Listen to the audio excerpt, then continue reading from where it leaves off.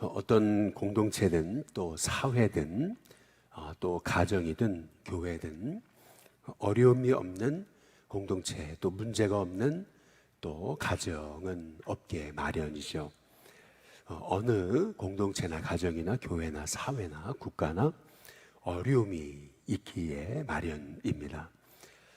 아담의 불순종의 범죄로 인해서 모든 사람이 죄에 이르게 됐고, 우리는 죄를 짓기 때문에 죄인이 아니고 우리가 죄인으로 태어나서 우리가 죄를 짓는 거죠.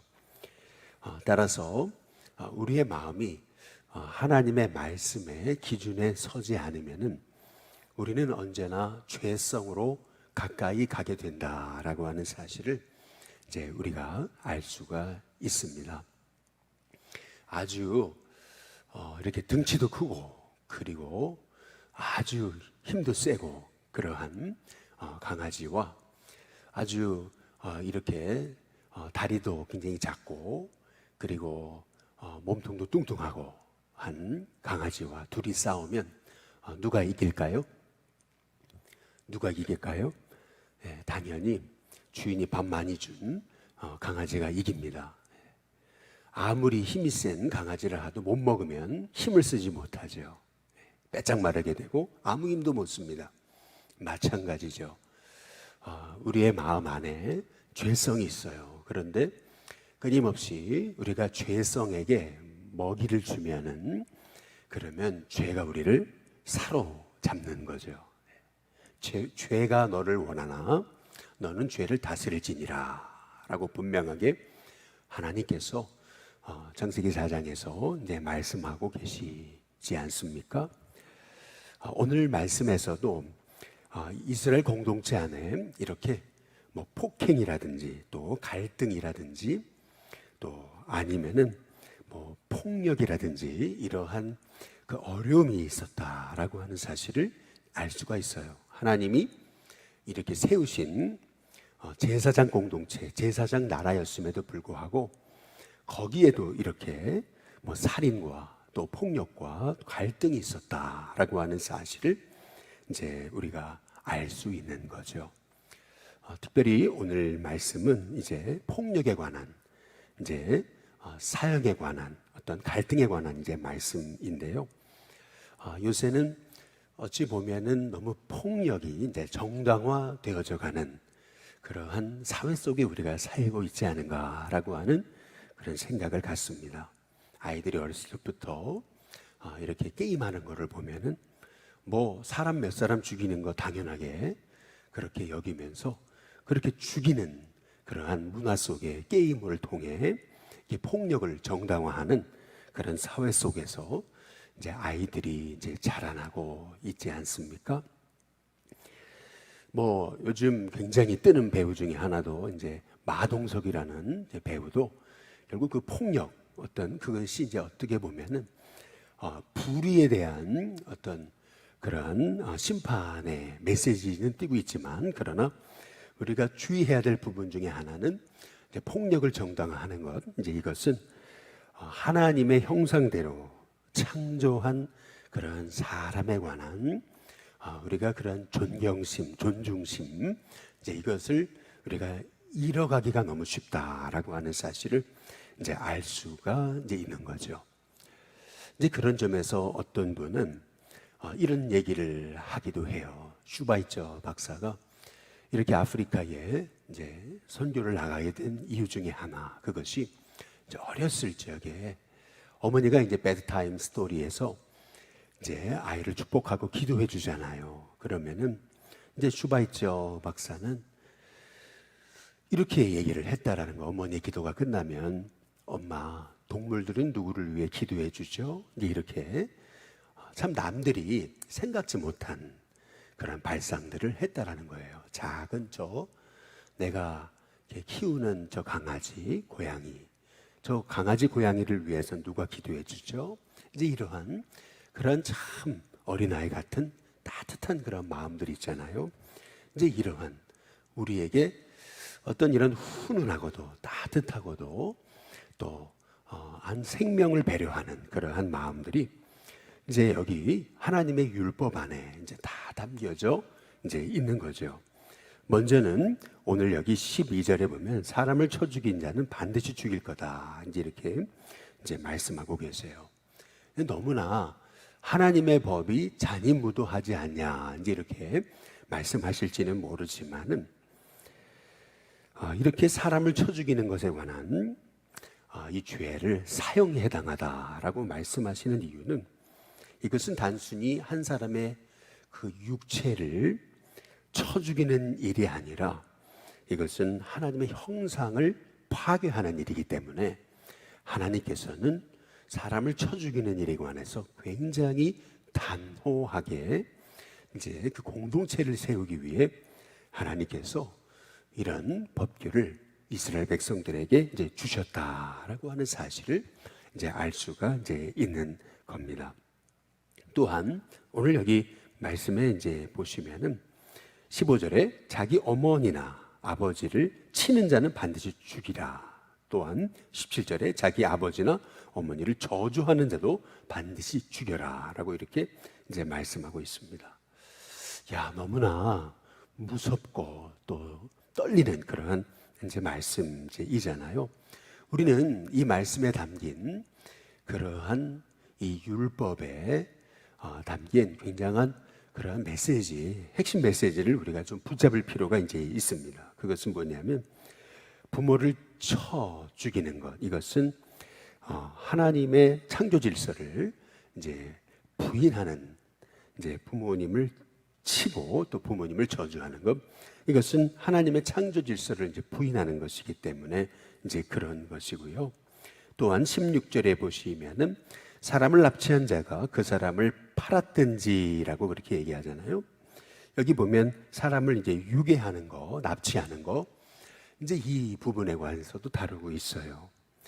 사람을 유괴하고 납치하는 그런 목적 중에 하나는 그 사람을 이제 유괴하고 납치해서 팔아넘기는 거죠.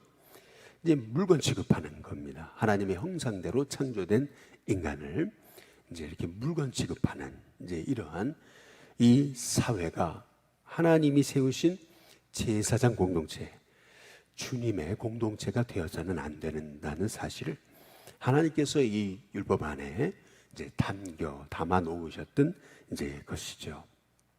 우리가 잘 아시다시피 요셉은 형들에게 이렇게 이제 팔린 거잖아요. 물건 취급을 당했습니다. 어찌 보면 얼마나 서럽고 그리고 얼마나 큰 상처였을까요? 가장 그에게 있어서는 아주 민감했던 사춘기에 그렇게 형들에게 이제 팔려서 그래서 그는 노예가 되고 또 감옥에 들어가 고통을 당했던 세월만 해도 13년인데 이제 얼마나 그의 인생이 어둠 가운데 그늘 치웠을까라고 우리가 이제 생각해 볼 수 있지 않습니까? 그러나 요셉의 삶을 통해서 우리가 이제 알 수 있게 되는 진정한 하나님의 사람의 모습은 뭐냐면 그 형들을 용서했다라고 하는 이제 사실입니다.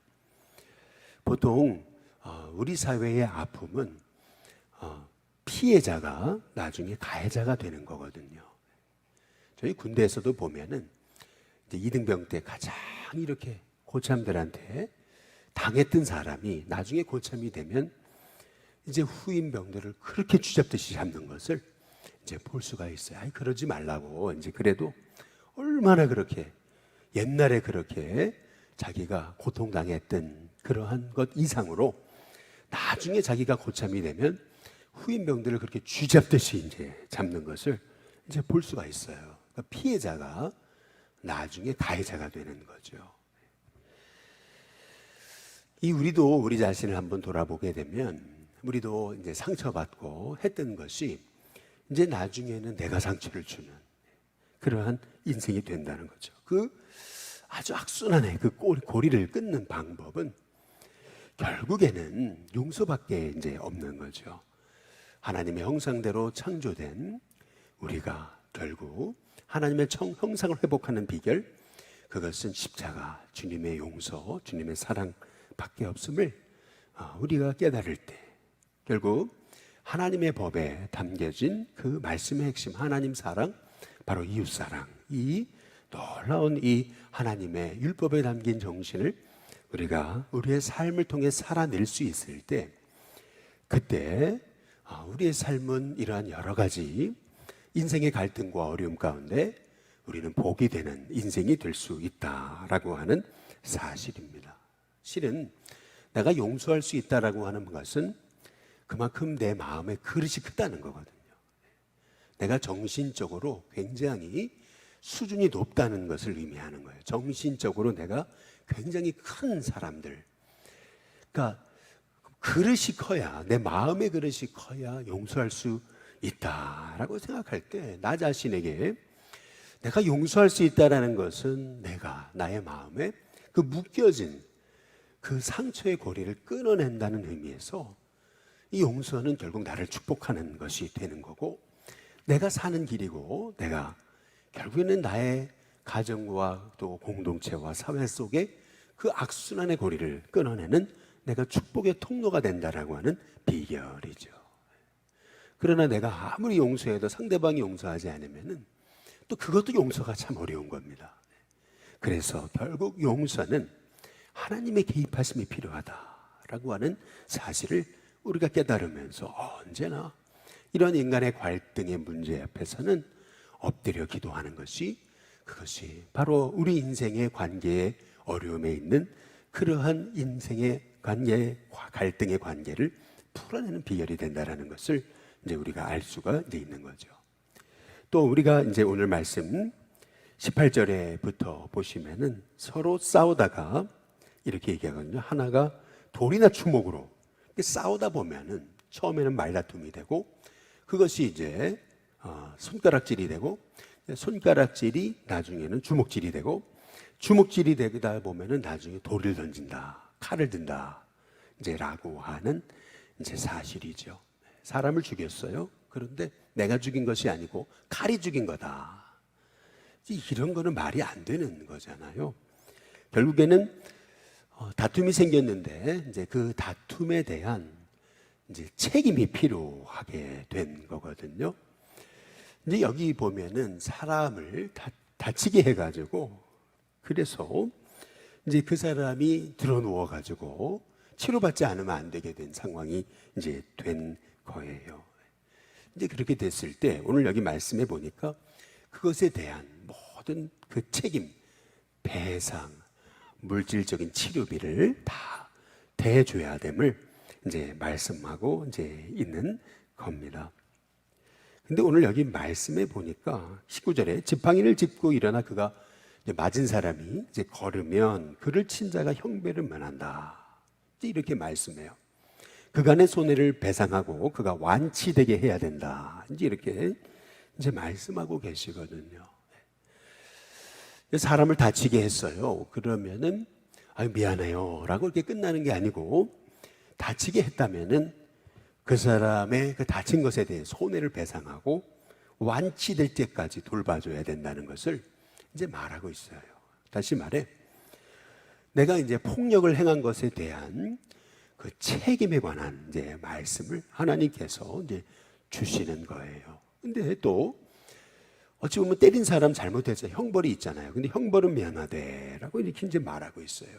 이 이유가 뭘까? 근데 이유 중에 하나는 뭐냐면, 이제 어떤 인생의 다툼이라든지 싸움이라든지 이런 부분은 서로의 공동 책임이 있다라고 하는 것을 이제 인정하고 있는 겁니다. 인생사에서 어떤 갈등은 항상 한쪽만의 문제는 아니라고 하는 거죠. 근데 서로의 잘못으로 발생하는 경우가 대부분입니다.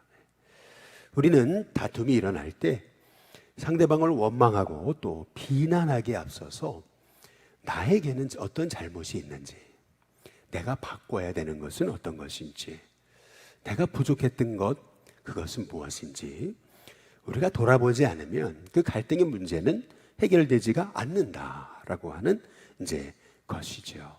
오늘 여기 또 말씀해 보면 20절에 사람이 매로 그 남종인의 여종을 쳐서라고 그렇게 얘기하거든요. 당장에 죽으면 반드시 형벌을 받는다. 이제 이렇게 이제 말씀하고 이제 있어요. 여기 보면은 참 놀라운 거, 당시에는 노예를 그렇게 물건 취급을 했어요. 그래서 단순히 자기의 경제력을 이렇게 지탱하는 도구 정도로 보던 그러한 고대 사회 속에서 이 종을 함부로 다루면 안 된다라고 하는 그러한 이 말씀의 이 율법의 정신을 가지고 있다라고 하는 게 참 대단한 거죠.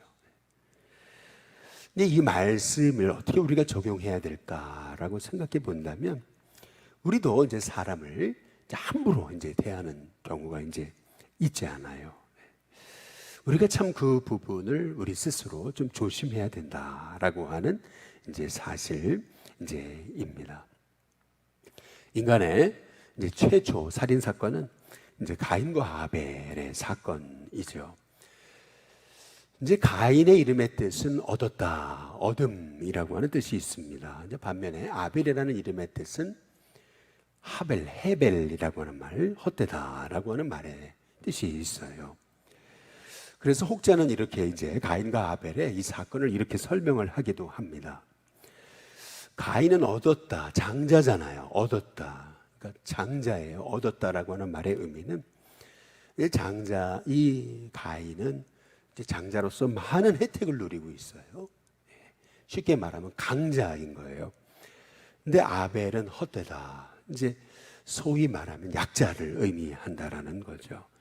인간 사회라고 하는 것은 이렇게 늘 가인과 아벨의 모습처럼 죄 가운데 있는 인간은 이런 경쟁 관계인데 어찌 보면 사촌이 땅을 사면 배가 아픈 게 이제 인간의 마음이잖아요.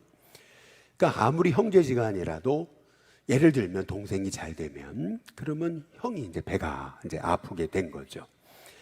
인간 관계라는 것은 이런 갈등의 관계이거든요. 이 경쟁의 관계.